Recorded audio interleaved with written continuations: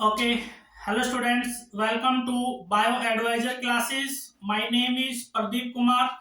Okay, so बच्चों हम पढ़ रहे थे मोलिकुलर बेसिस ऑफ इनहेरिटेंस। तो पिछले 7-8 लेक्चर में हमने क्या देखा है? स्ट्रक्चर ऑफ डीएनए देखा है, डीएनए का डबल हेलिकल मॉडल देखा है और how DNA replicate. So last lecture में मैंने बताया था कि डीएनए कैसे रेप्लिकेट करता है, कैसे अपनी मल्टीपल कॉपीज प्रोड्यूस करता है। तो DNA always replicate by semi conservative method. तो how DNA replicates? It replicates by semi conservative method. Semi conservative method means जब एक डीएनए से दो डीएनए बनेंगे तो जो नया डीएनए बनेगा उसमें एक जो डीएनए की स्ट्रैंड होगी वो ओल्ड स्ट्रैंड होगी, पेरेंटल स्ट्रैंड होगी। जबकि जो नई एक दूसरी स्ट्रैंड बनेगी वो पेरेंटल स्ट्रैंड के कॉम्प्लीमेंट्री होगी, जो कि नई बनेगी। इसका मतलब कि एक स्ट्रैंड पुरानी रहेगी डीएनए में, एक नई बनेगी। इसीलिए 50-50% वर्क होता है। तो यहाँ पे हमने बोला सेमी कंजर्वेटिव मेथड। क्लियर? अब इसका हमने एक्सपेरिमेंटल प्रूफ भी देखा था लास्ट लेक्चर में, जो कि दिया था मेजरसन एंड स्टेल ने। उन्होंने भी यही प्रूव किया था कि हाँ, DNA always replicates by semi conservative method. Prokaryote में ये बात प्रूव करी थी टेलर एंड हिज कलीग्स ने, जिसने काम किया था विसिया फैबा प्लांट पे। रेडियो एक्टिव थाइमिन यूज किया था, उसके अंदर उन्होंने हाइड्रोजन का आइसोटोप यूज किया था H13। ओके, तो ये बातें हम अपने लास्ट लेक्चर में देख चुके हैं। इस लेक्चर में हम बात करेंगे mechanism of DNA replication, how DNA replicate, how a new molecule of DNA is formed by old DNA, parental DNA, that is replication of DNA। ठीक है, तो एक बात हम सभी को पता है कि डीएनए सेल साइकिल के किस फेज में रेप्लिकेट करता है। तो ये सब हम +1 में पढ़ चुके हैं, ज्यादा डिटेल में नहीं जाएंगे। तो याद रखना, डीएनए ऑलवेज रेप्लिकेट्स इन एस फेज। ओके, तो क्योंकि ये इंटरफेज की एक फेज होती है, इंटरफेज में 3 फेज होती हैं, G1 S G2। तो एस फेज में जो डीएनए होता है वो अपने आप को रेप्लिकेट करता है। ठीक है, तो यहाँ पे हम आज सिर्फ बात करेंगे मैकेनिज्म ऑफ डीएनए रेप्लिकेशन की। For example, suppose this is parental DNA. When this parental DNA will replicate in S phase, so two DNA molecule will be formed. In that two DNA molecule, one strand will be parental strand. This is new strand. Okay, this is new strand, while this is parental strand, or it is also known as template strand.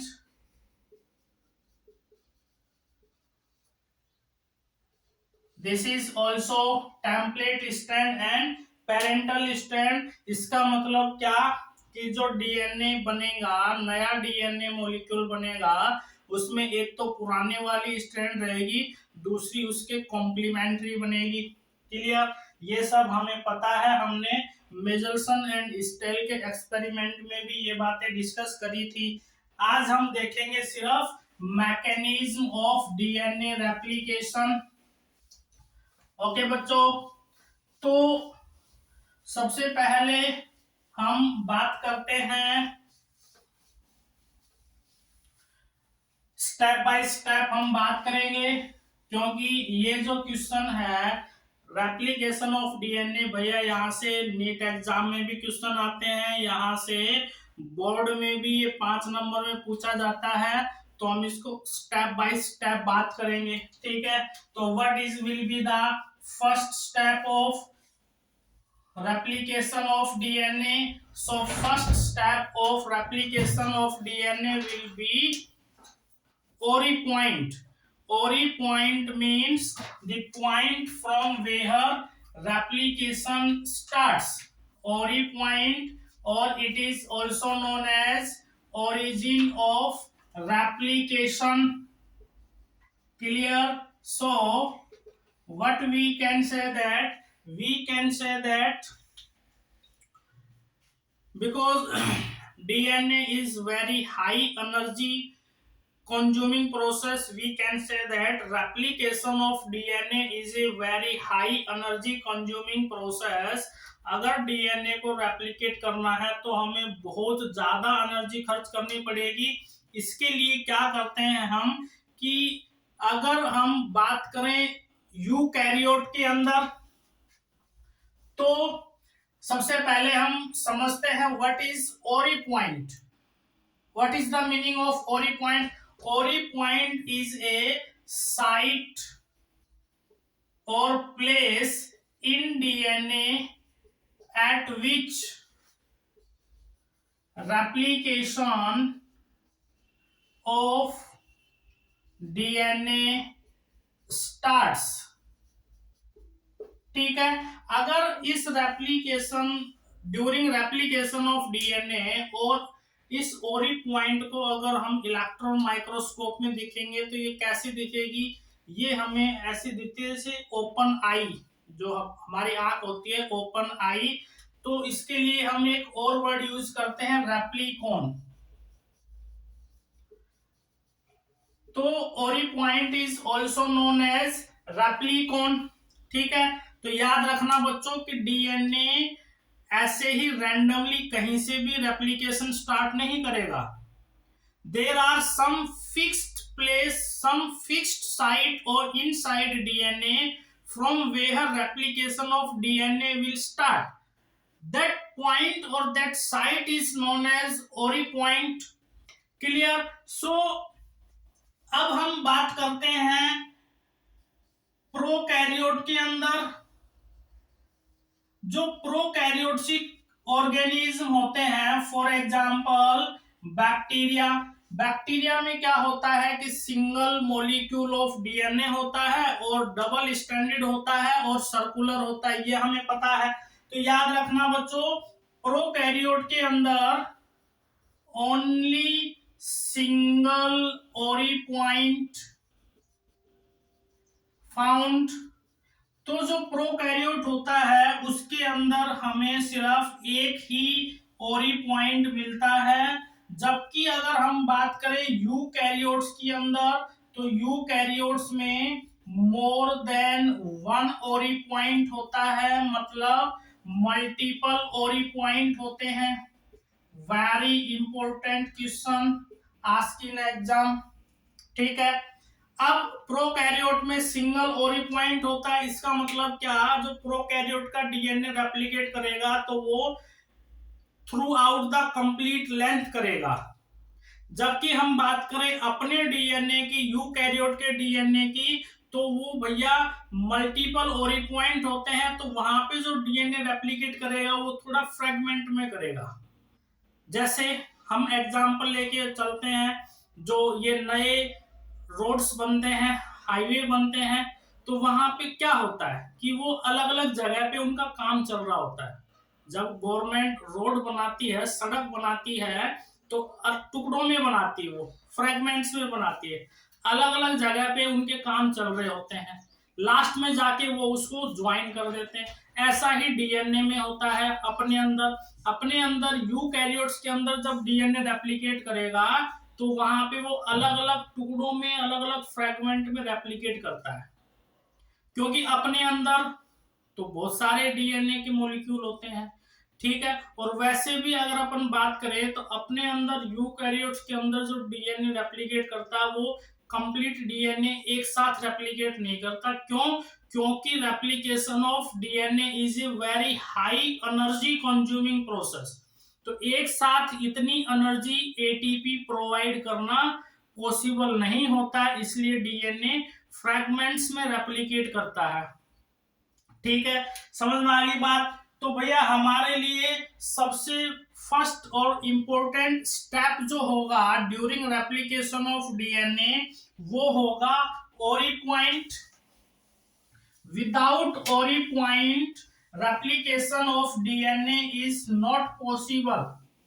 Okay, sometime examiner ask hypothetical question क्योंकि genetics के बाद हम पढ़ते हैं, जैसे अभी biotechnology आएगा वहां भी डीएनए की कुछ बातें करी जाएंगी, तो वहां पे ऐसे कुछ एक्सपेरिमेंट्स आते हैं, वहां पे ऐसी कुछ बातें आती हैं कि अगर मान लो कोई बोल दे कि भैया हमने सपोज करो किसी डीएनए की ओरी पॉइंट को डिस्ट्रॉय कर दिया, ओरी पॉइंट में जबरदस्ती एक कट लगा दिया, तो क्या बताओ कि डीएनए रेप्लिकेट करेगा नहीं करेगा?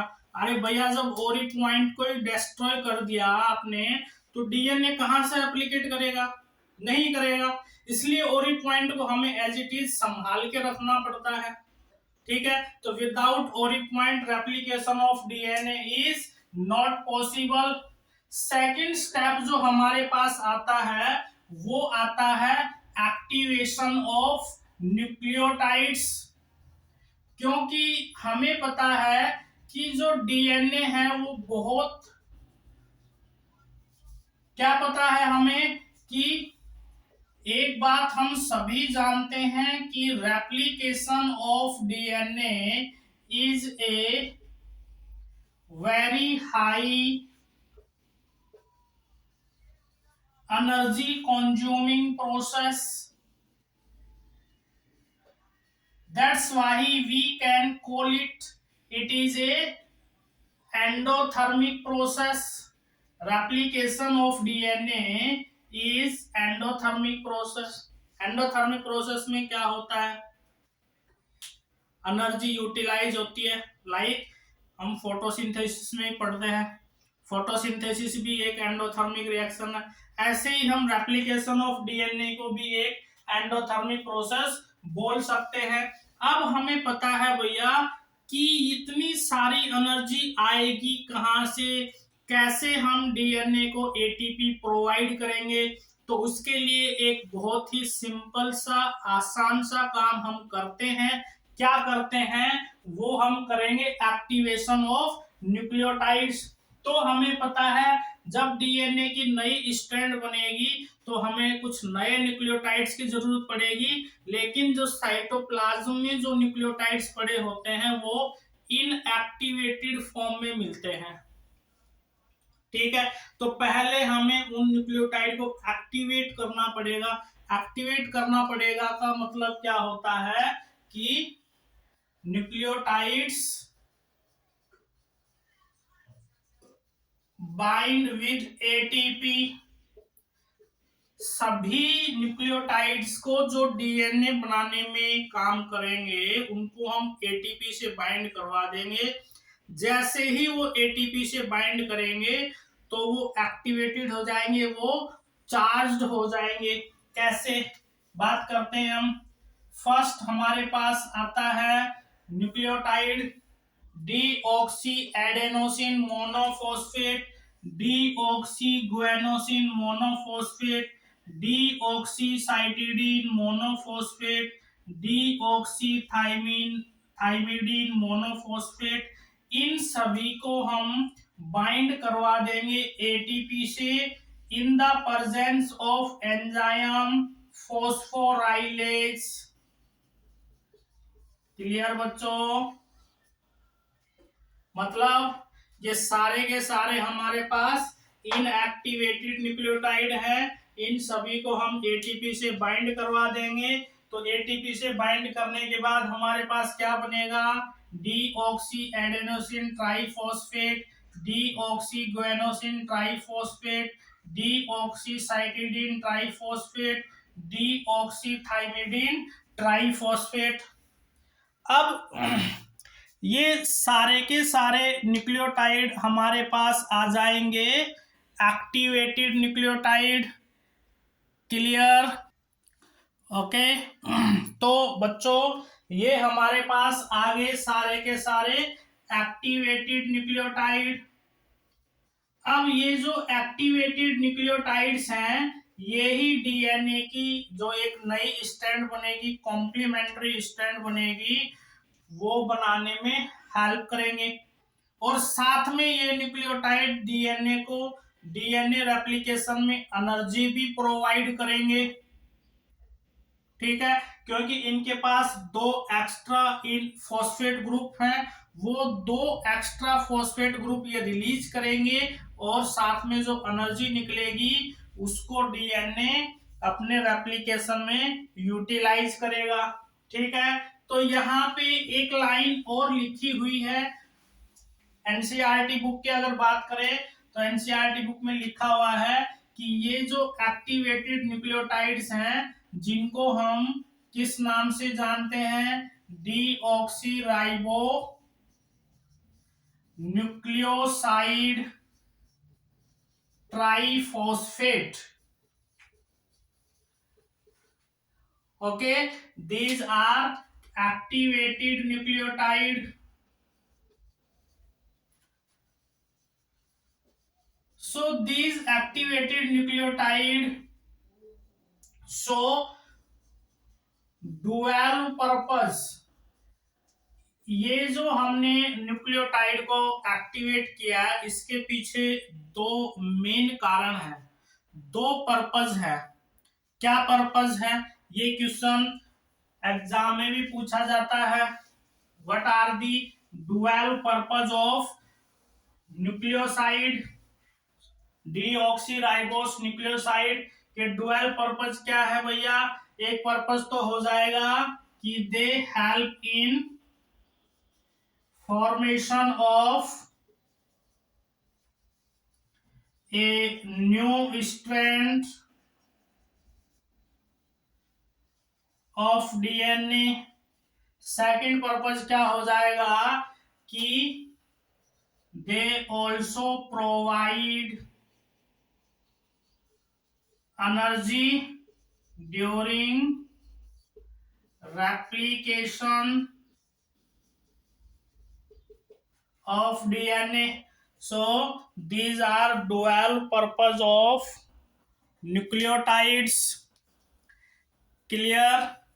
Understand? Okay, तो सेकेंड स्टेप क्या हो जाएगा हमारा जो कि बहुत इंपॉर्टेंट है ड्यूरिंग रेप्लिकेशन ऑफ डीएनए, वो होगा एक्टिवेशन ऑफ न्यूक्लियोटाइड। ठीक है, तो हमने अभी तक दो स्टेप के बारे में देखा, एक ओरी पॉइंट और दूसरा एक्टिवेशन ऑफ न्यूक्लियोटाइड। ठीक है, अब हम बात करते हैं कि हमें पता है कि डीएनए जब रेप्लिकेट करेगा तो एक स्ट्रैंड तो उसकी पुरानी हो जाएगी, एक स्ट्रैंड तो उसकी पुरानी वाली रहेगी और एक स्ट्रैंड उसकी नई बनेगी, ऐसे। ठीक है, तो इसका मतलब क्या कि पहले हमें जो पेरेंटल डीएनए है इसकी दोनों स्ट्रैंड को सेपरेट करना पड़ेगा, अलग अलग करना पड़ेगा। अलग अलग करने का मतलब क्या है कि इन दोनों स्ट्रैंड के बीच में जो हाइड्रोजन बॉन्ड है उन हाइड्रोजन बॉन्ड को ब्रेक करना पड़ेगा। अब इन हाइड्रोजन बॉन्ड को ब्रेक करना है तो हमें चाहिए एंजाइम। ठीक है, तो उस एंजाइम को हमें इन दोनों स्ट्रैंड के बीच में ले जाके बैठाना पड़ेगा, एंजाइम को अंदर एंटर करवाना पड़ेगा, उसी के तो बाद वो हाइड्रोजन बॉन्ड ब्रेक कर सकता है। अब एंजाइम को अंदर कैसे पहुंचाया जाए तो उसके लिए हमें यहाँ पे कट लगाना पड़ेगा, उसके लिए हमें यहाँ पे एक कट लगाना पड़ेगा। ठीक है, और ये कट हम कहाँ पे लगाएंगे? ओरी पॉइंट के पास लगाएंगे, क्योंकि ओरी पॉइंट से ही रेप्लिकेशन ऑफ डीएनए होता है। ठीक है, तो थर्ड स्टेप क्या हो जाएगा बच्चों हमारा, यहाँ पे थर्ड स्टेप हमारा आ जाएगा कट और इंसिजन ऑफ डीएनए स्ट्रैंड। ठीक है, अब हमें पता है कि ये जो कट हम लगाएंगे इसका मतलब क्या है, कट लगाने का मतलब क्या है, कट लगाने का मतलब यहाँ पे ये है कि हमें पता है कि ये जो डीएनए की स्ट्रैंड है ये न्यूक्लियोटाइड से बनी है और ये न्यूक्लियोटाइड आपस में जुड़े हुए हैं 3 प्राइम 5 प्राइम फॉस्फोडाई ईस्टर बॉन्ड की हेल्प से। तो कट लगाने का मतलब यहाँ पे ये हो जाएगा कि हमें वो जो फॉस्फोडाइस्टर बॉन्ड प्रेजेंट है न्यूक्लियोटाइड के बीच में उस फॉस्फोडाइस्टर बॉन्ड को ब्रेक करना पड़ेगा। उसके लिए हमें चाहिए एक एंजाइम। तो कौन सा एंजाइम यूज करेंगे, उसके लिए हम बात करते हैं enzyme endonuclease. Important question. So endonuclease enzyme is used to make a cut in DNA strand. Okay, or we can say that the endonuclease enzyme breaks the phosphodiester bond. After breaking phosphodiester bond, the nucleotides will get separate. Okay, ठीक है बच्चों, तो endonuclease जो enzyme है वो एक cut लगा देगा। इसके बाद क्या होगा, नेक्स्ट स्टेप, अब दोनों डीएनए की स्ट्रैंड को सेपरेट करना है। ठीक है, उसके लिए हम बोलेंगे अनवाइंडिंग और separation of DNA strands. DNA की दोनों स्ट्रैंड को हम सेपरेट करेंगे। जैसे suppose this is a molecule of DNA, यहाँ पे दोनों के बीच में हाइड्रोजन बॉन्ड्स बने हुए हैं, तो इन दोनों डीएनए की स्ट्रैंड को हम ऐसे सेपरेट करेंगे। ठीक है, मतलब इनके जो हाइड्रोजन बॉन्ड है वो हम यहाँ पे ब्रेक कर देंगे। उसके लिए एंजाइम यूज करेंगे हम helicase. Very important question, previously asking NEET exam. So helicase enzyme breaks the hydrogen bond between two strands of DNA. तो हाइड्रोजन बॉन्ड कौन सा एंजाइम ब्रेक करता है, वो करता है हेलिकेज एंजाइम। ठीक है, क्लियर, ओके। नेक्स्ट हम बात करते हैं कि जब दोनों डीएनए की स्ट्रैंड सेपरेट हो जाएगी, अलग अलग हो जाएगी, तो जैसे यहाँ पे क्या मिलते हैं हमें, न्यूक्लियोटाइड्स। दोनों स्ट्रैंड पे हमें क्या मिलेंगे, न्यूक्लियोटाइड। जैसे ही हाइड्रोजन बॉन्ड ब्रेक हो जाएगा तो दोनों स्ट्रैंड के न्यूक्लियोटाइड अलग अलग हो जाएंगे। ठीक है, दोनों स्ट्रैंड के न्यूक्लियोटाइड सेपरेट हो जाएंगे। लेकिन यहाँ पे एक बात हमें पता है बच्चों कि ये जो न्यूक्लियोटाइड्स हैं जो दोनों स्ट्रैंड पे बैठे हुए हैं ये एक दूसरे के कॉम्प्लीमेंट्री हैं। फॉर एग्जाम्पल सपोज अगर इस न्यूक्लियोटाइड के पास एडेनिन है तो यहाँ पे थाइमिन बैठा पाएगा। अगर इस न्यूक्लियोटाइड के पास साइटोसिन है तो यहाँ पे गुआनिन बैठा पाएगा। और एक बात हमें पता है कि एडेनिन थायमिन एक दूसरे के कॉम्प्लीमेंट्री हैं, गुआनिन साइटोसिन एक दूसरे के कॉम्प्लीमेंट्री हैं। अगर इन न्यूक्लियोटाइड को हम ऐसे ही छोड़ देंगे तो ये दोबारा से बेस पेयरिंग कर सकते हैं, ये दोबारा से अपनी मर्जी से हाइड्रोजन बॉन्ड बना सकते हैं। ठीक है, ठीक है। तो इसके लिए क्या करना पड़ेगा हमें, जिसे दोबारा से बेस पेयरिंग ना कर पाए, तो उसका इलाज भी है हमारे पास। उसका इलाज हम देखते हैं नेक्स्ट स्टेप में।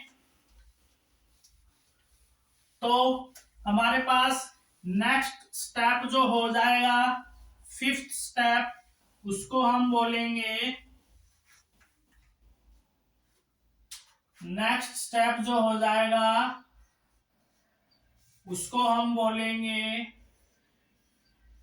Use of single stranded binding protein. इसकी फुल फॉर्म एग्जाम में पूछी जाती है। फुल फॉर्म क्या हो जाएगी, SSBP की सिंगल स्ट्रैंडेड बाइंडिंग प्रोटीन। अब क्या होगा कि हमारे पास जो अनपेयर्ड न्यूक्लियोटाइड थे, उन अनपेयर्ड न्यूक्लियोटाइड को हम बाइंड करवा देंगे। जैसे suppose these are unpaired nucleotide 3 prime to 5 prime, 5 prime to 3 prime, ये हमारे पास अनपेयर्ड न्यूक्लियोटाइड्स हैं। अब अगर इन अनपेयर्ड न्यूक्लियोटाइड्स को हम ऐसे ही छोड़ देंगे तो ये दोबारा से कॉम्प्लीमेंट्री बेस पेयरिंग करेंगे। तो इसके लिए क्या करेंगे कि हम यहाँ पे प्रोटीन यूज करेंगे, सिंगल स्ट्रैंडेड बाइंडिंग प्रोटीन। ये सिंगल स्ट्रैंडेड बाइंडिंग प्रोटीन क्या करेगी कि ये जो अनपेयर्ड न्यूक्लियोटाइड्स हैं, इन अनपेयर्ड न्यूक्लियोटाइड्स के चारों तरफ एक कवरिंग बना लेगी। ठीक है, तो ये जो सिंगल बाइंडिंग स्ट्रैंडेड प्रोटीन जो है, ये इनके चारों तरफ जो अनपेयर्ड न्यूक्लियोटाइड हैं, उनके चारों तरफ एक कवरिंग बना लेगी और इनको इनएक्टिव कर देगी, मतलब इनको स्टेबल कर देगी। ठीक है, तो सिंपल सा क्वेश्चन पूछा जाता है एग्जाम में कि वो कौन सी प्रोटीन है जो अनपेयर्ड न्यूक्लियोटाइड को स्टेबल बनाती है।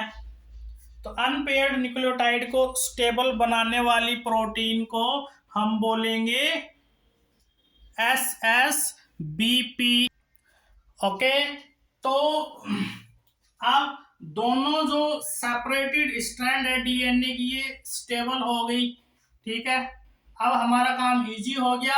अब हमें क्या करना है, सिंपल, कि इनके पैरेलल में एक नई स्ट्रैंड बनानी है, दूसरी स्ट्रैंड बनानी है। ठीक है, तो वो देखते हैं हम अब कॉम्प्लीमेंट्री स्ट्रैंड कैसे बनाएं। तो इसके लिए हमें एक चीज और चाहिए, उसको हम बोलेंगे RNA प्राइमर। तो जो हमारे पास नेक्स्ट स्टेप होगा उसको हम बोलेंगे फॉर्मेशन ऑफ RNA प्राइमर।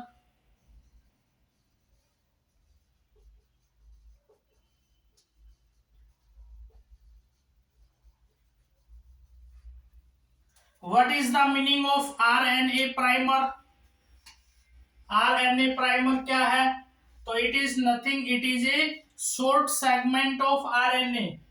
अगर कोई पूछे कि what is RNA primer, so RNA primer it is a short segment of RNA। ठीक है, और RNA प्राइमर को बनाएगा कौन, प्राइमेज एंजाइम। ठीक है, तो RNA primer formed by primase enzyme. अब मैंने बोला कि ये शॉर्ट सेगमेंट ऑफ आरएनए होते हैं, तो इनकी लेंथ क्या हो जाएगी, 5 to 10 न्यूक्लियोटाइड्स। जो आरएनए प्राइमर बना होता है वो 5 से 10 न्यूक्लियोटाइड का बना होता है।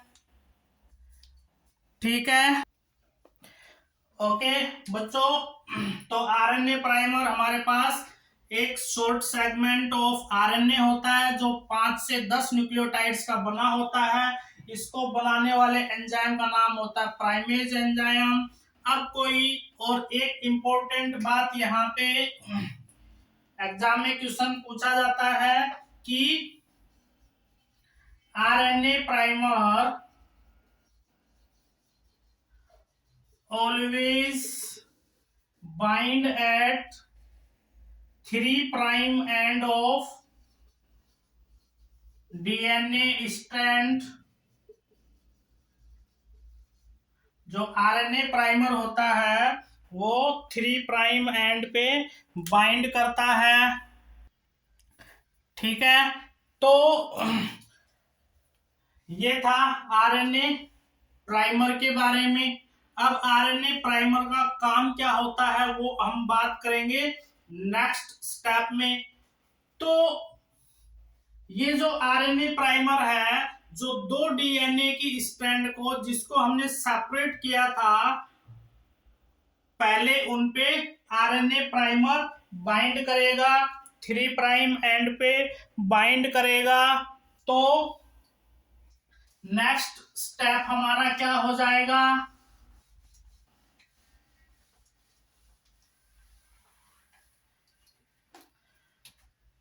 Formation of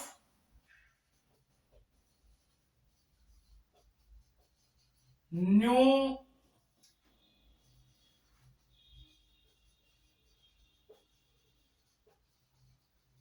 complementary DNA strand.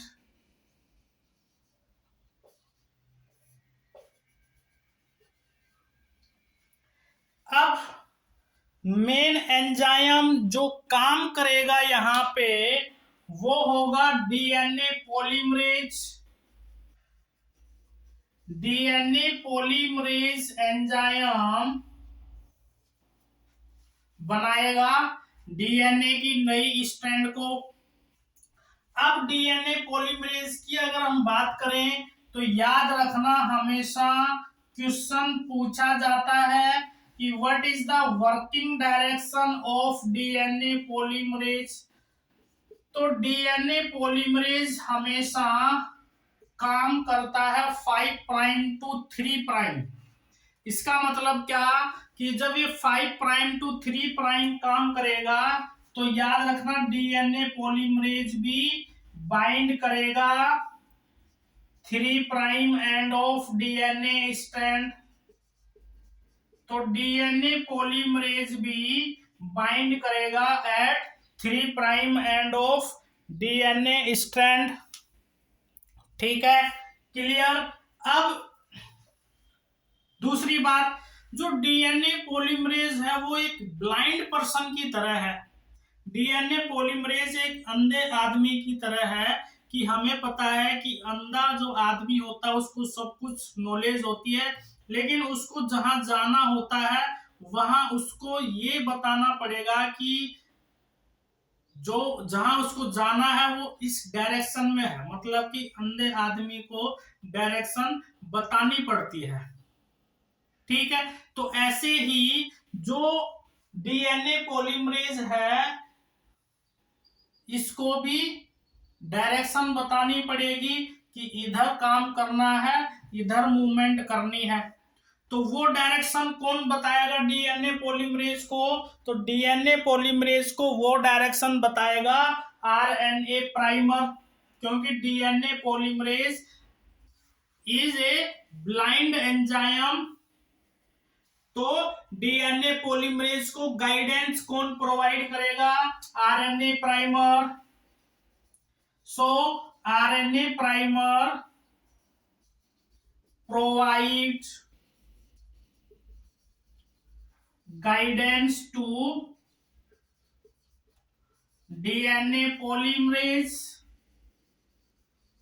वो डीएनए पॉलीमरेज को डायरेक्शन बताएगा, गाइडेंस देगा। ठीक है, तो अब इस चीज को हम डायग्रामेटिकली समझते हैं कि सबसे पहला काम क्या हुआ। हमने डीएनए की स्ट्रैंड में एक कट लगाया। कट लगाने के बाद दोनों स्ट्रैंड को सेपरेट किया। सपोज यहाँ पे डीएनए की जो दोनों स्ट्रैंड थी उनको हमने सेपरेट कर दिया। इस स्ट्रैंड को मैंने बोला 3 प्राइम टू 5 प्राइम और इस स्ट्रैंड की डायरेक्शन हो जाएगी 5 प्राइम टू 3 प्राइम। ठीक है, तो यहाँ पे हमने ये जो हाइड्रोजन बॉन्ड थे इनको ब्रेक कर दिया। यहाँ पे हमें अनपेयर्ड न्यूक्लियोटाइड्स मिलेंगे। दोनों स्टैंड पे अनपेयर्ड न्यूक्लियोटाइड मिलेंगे। इनके चारों तरफ S S B P protein की लेयर मिलेगी। ठीक है, अब हमें पता है कि डीएनए पॉलीमरेज काम करता है 5 प्राइम टू 3 प्राइम, तो वो यहाँ पे बाइंड करेगा। मतलब जिस स्ट्रैंड की डायरेक्शन 3 प्राइम टू 5 प्राइम होगी वो डीएनए पॉलीमरेज के लिए फेवरेबल स्ट्रैंड का काम करेगी। वहां पे डीएनए पॉलीमरेज अच्छे से काम करेगा, फास्ट काम करेगा। लेकिन डीएनए पॉलीमरेज को गाइडेंस प्रोवाइड करेगा आरएनए प्राइमर। तो डीएनए पॉलीमरेज से पहले आरएनए प्राइमर बाइंड करेगा। तो 3 प्राइम एंड पे यहाँ पे मैंने आरएनए प्राइमर बाइंड करवा दिया। ये क्या है? RNA primer. ठीक है, इस स्ट्रैंड के साथ तो कोई दिक्कत नहीं है, लेकिन यहाँ पे प्रॉब्लम हो गई क्योंकि इस स्ट्रैंड की जो डायरेक्शन है वो 5 प्राइम टू 3 प्राइम है, लेकिन आरएनए प्राइमर बाइंड करता है 3 प्राइम एंड पे। तो अब हम क्या करें? कि जो 5 प्राइम टू 3 प्राइम स्ट्रैंड है इस पे जो आरएनए प्राइमर बाइंड करेगा वो फ्रैगमेंट में बाइंड करेगा ऐसे। ठीक है, तो ये भी क्या है? ये भी आरएनए प्राइमर है। समझ में आई बात?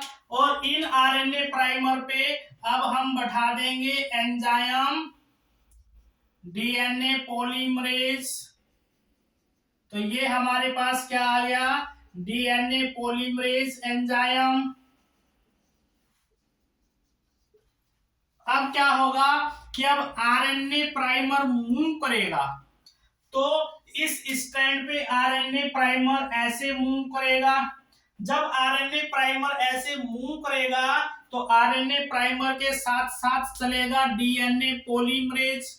जब डीएनए पॉलीमरेज चलेगा तो ये डीएनए पॉलीमरेज इन न्यूक्लियोटाइड को रीड करेगा। मतलब जो पेरेंटल स्ट्रैंड के न्यूक्लियोटाइड हैं उनको डीएनए पॉलीमरेज रीड करेगा। अगर सपोज करो यहाँ पे एडेनिन वाला न्यूक्लियोटाइड बैठा है तो डीएनए पॉलीमरेज देखेगा कि यहाँ पे एडेनिन वाला है, तो वो साइटोप्लाज्म से थायमीन को उठाएगा। मतलब वो ऐसे एक्टिवेटेड न्यूक्लियोटाइड को उठाएगा जिसके अंदर थायमीन होगा। ठीक है, और वो यहाँ पे लाके उसको रख देगा। थायमीन आ गया, फिर आगे मूव करेगा DNA polymerase enzyme RNA primer के साथ नेक्स्ट न्यूक्लियोटाइड को रीड करेगा। उसके अकॉर्डिंग वो एक्टिवेटेड न्यूक्लियोटाइड को उठाएगा, तो यहाँ पे वो ऐसे एक लॉन्ग चेन बना देगा। ठीक है, और दो न्यूक्लियोटाइड के बीच में फॉस्फोडाइस्टर बॉन्ड बना देगा। ठीक है, मतलब डीएनए पॉलीमरेज क्या काम करता है? डीएनए पॉलीमरेज का एक काम होता है कि वो पैरेंटल स्ट्रैंड के न्यूक्लियोटाइड को रीड करेगा, उसके अकॉर्डिंग वो एक्टिवेटेड न्यूक्लियोटाइड को उठाएगा, उनको यहाँ पे अरेंज करेगा और सभी न्यूक्लियोटाइड के बीच में फॉस्फोडाइस्टर बॉन्ड बनाता चलेगा। ठीक है, तो ऐसे वो फॉस्फोडाइस्टर बॉन्ड बनाता चलेगा और एक नई कॉम्प्लीमेंट्री स्ट्रैंड को बना देगा। ठीक है, तो इस स्ट्रैंड पे जो नई कॉम्प्लीमेंट्री स्ट्रैंड बन रही है, जैसे ये जो टेम्पलेट स्ट्रैंड है जिसकी डायरेक्शन 3 प्राइम टू 5 प्राइम है, इस टेम्पलेट स्ट्रैंड पे जो नई कॉम्प्लीमेंट्री स्ट्रैंड बनेगी वो कैसी बनेगी? फास्ट बनेगी, कॉन्टिन्यूअस बनेगी। ये जो कॉम्प्लीमेंट्री स्ट्रैंड बनी है ये फास्ट बनेगी, कॉन्टिन्यूअस बनेगी। इसीलिए वेरी इंपॉर्टेंट क्वेश्चन कि इस टेम्पलेट स्ट्रैंड को हम नाम दे देते हैं लीडिंग स्ट्रैंड। ये क्वेश्चन एग्जाम में बहुत बार पूछा गया है कि लीडिंग स्ट्रैंड कौन सी टेम्पलेट स्ट्रैंड होती है। तो ऐसी डीएनए स्ट्रैंड जिसकी डायरेक्शन 3 प्राइम टू 5 प्राइम होगी, उस टेम्पलेट और पैरेंटल स्ट्रैंड को हम लीडिंग स्ट्रैंड बोलेंगे, जहां पे डीएनए पॉलीमरेज कॉन्टिन्यूअस काम करेगा, फास्ट काम करेगा, क्योंकि ये उसकी फेवरेबल स्ट्रैंड है। ठीक है, अब बात करते हैं हम 5 प्राइम टू 3 प्राइम वाली टेम्पलेट स्ट्रैंड पे। तो यहाँ पे क्या होगा कि जो आरएनए प्राइमर है वो फ्रेगमेंट में बाइंड है। ठीक है, तो यहाँ पे जो नई स्ट्रैंड बनेगी वो भी फ्रेगमेंट में बनेगी। ठीक है, तो यहाँ पे सपोज करो कि यहाँ पे एक फ्रेगमेंट बन गया, दूसरा फ्रेगमेंट बना, तीसरा फ्रेगमेंट बना। ये फ्रेगमेंट किसके हैं? ये जो नई स्ट्रैंड बनी है उसके फ्रेगमेंट हैं। लेकिन इस स्ट्रैंड पे डीएनए की वो टेम्पलेट स्ट्रैंड जिसकी डायरेक्शन 5 प्राइम टू 3 प्राइम है, उस पे जो नई स्ट्रैंड बनेगी वो फ्रेगमेंट में बनेगी। तो इस टेम्पलेट स्ट्रैंड को हम क्या बोलेंगे? इस टेम्पलेट स्ट्रैंड को हम बोलेंगे lagging strand. Very very important question.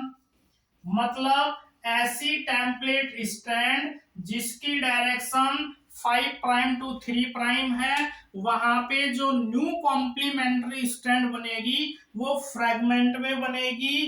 ठीक है, क्लियर?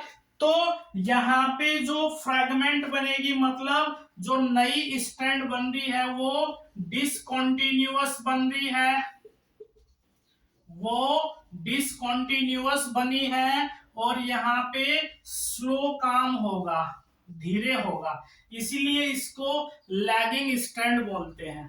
ठीक है, और ये जो कंप्लीट स्ट्रक्चर है ये हमें कैसी अपीयरेंस दे रही है? तो ये कंप्लीट स्ट्रक्चर हमें वाई शेप अपीयरेंस दे रही है और इस वाई शेप स्ट्रक्चर को हम बोलेंगे रेप्लिकेशन फोर्क।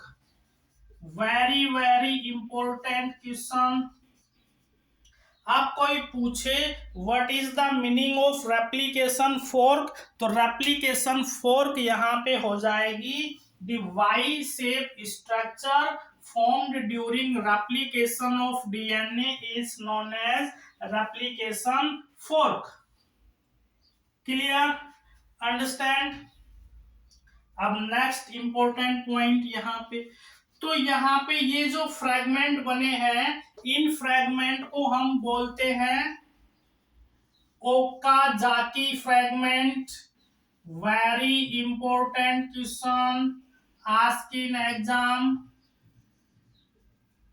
ओकाजाकी फ्रेगमेंट्स क्या होते हैं कि जो 5 प्राइम टू 3 प्राइम जो टेम्पलेट स्ट्रैंड है उस पे जो नई कॉम्प्लीमेंट्री स्ट्रैंड बनेगी वो फ्रेगमेंट में बनेगी उन फ्रेगमेंट को हम ओकाजाकी फ्रेगमेंट के नाम से जानते हैं। क्लियर, समझ में आ गई। तो यहाँ पे जो डीएनए का रेप्लिकेशन हो रहा है वो कैसे हो रहा है कि ये इस स्ट्रैंड पे जो डीएनए का रेप्लिकेशन हो रहा है वो इस डायरेक्शन में हो रहा है। ठीक है, यहाँ पे जो डीएनए का रेप्लिकेशन हो रहा है वो इस डायरेक्शन में हो रहा है। मतलब कि जो डीएनए का रेप्लिकेशन है वो दोनों डायरेक्शन में हो रहा है और एक स्ट्रैंड पे कॉन्टिन्यूअस सिंथेसिस हो रहा है, दूसरी स्ट्रैंड पे डिसकॉन्टिन्यूअस हो रहा है, मतलब 50-50 हो रहा है। ठीक है, तो यहाँ पे एक इंपॉर्टेंट क्वेश्चन निकल के आता है। क्या आता है कि भैया जो डीएनए का रेप्लिकेशन हो रहा है वो कैसा है। तो डीएनए का रेप्लिकेशन हमारे पास आता है सेमी कॉन्जर्वेटिव, क्योंकि ये सेमी कॉन्जर्वेटिव वर्ड तो एनसीईआरटी में दिया हुआ है, दुनिया को पता है। इसके अलावा हमें पता होना चाहिए कि सेमी डिसकॉन्टिन्यूअस और बाई डायरेक्शनल, मतलब जो डीएनए का सिंथेसिस होता है, रेप्लिकेशन ऑफ डीएनए होता है वो कैसा होता है, semi conservative, semi discontinuous and by directional होता है। क्लियर। अब इसके बाद नेक्स्ट स्टेप जो आएगा हमारे पास, ये जो फ्रैगमेंट हैं इन फ्रैगमेंट को आपस में जोड़ देंगे तो हमारे पास एक कंप्लीट स्ट्रैंड बन जाएगी। ठीक है, तो नेक्स्ट स्टेप जो हमारे पास आएगा वो क्या आ जाएगा, वो हमारे पास आ जाएगा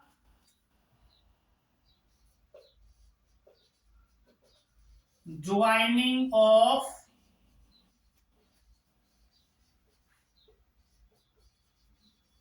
ओकाजाकी फ्रैगमेंट्स।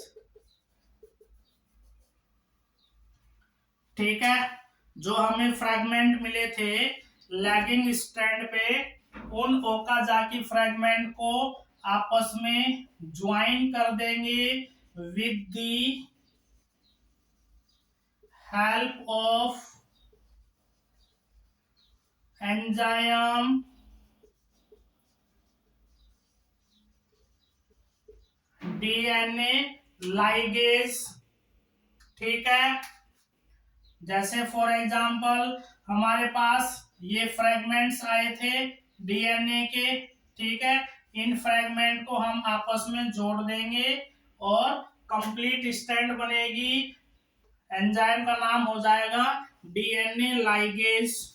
ठीक है, और जो डायरेक्शन होगी वो अपोजिट डायरेक्शन होगी, मतलब कि याद रखना कि डायरेक्शन हमेशा हमें अपोजिट एंटी पैरेलल रखनी है। ठीक है, क्लियर, समझ में आया। तो ये था हमारा रेप्लिकेशन ऑफ डीएनए। यहाँ पे एक पॉइंट रह गया, एक पॉइंट क्या रह गया, वो क्या रह गया कि release of tension, release of tension इसका मतलब क्या। ओके बच्चों, तो यहाँ पे एक चीज रह गई हमारे पास, वो क्या रह गई, रिलीज ऑफ टेंशन। इसका मतलब क्या है कि सपोज करो ये हमारे पास डीएनए है, ठीक है, हेलिकल है, क्वाइलिंग है। अगर डीएनए को ऊपर से हम खोलेंगे, ओपन करेंगे ऐसे, मतलब हम हाइड्रोजन बॉन्ड ब्रेक कर रहे हैं।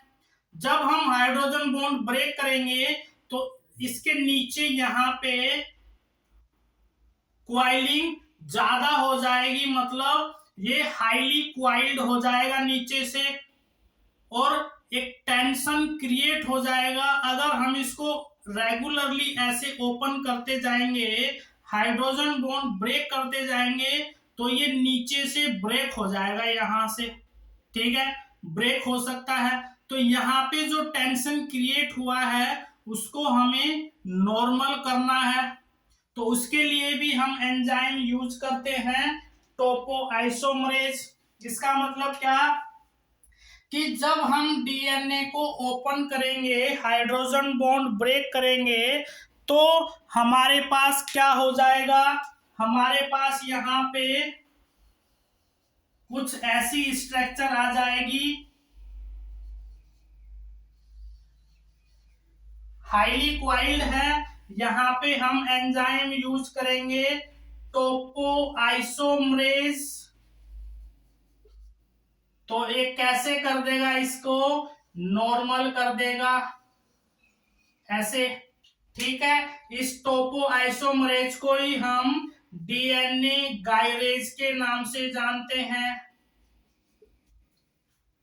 क्लियर। तो ये था बच्चों हमारे लिए रेप्लिकेशन ऑफ डीएनए। क्लियर। तो आज के लिए इतना ही काफी है, ठीक है। That's all for today. Thank you.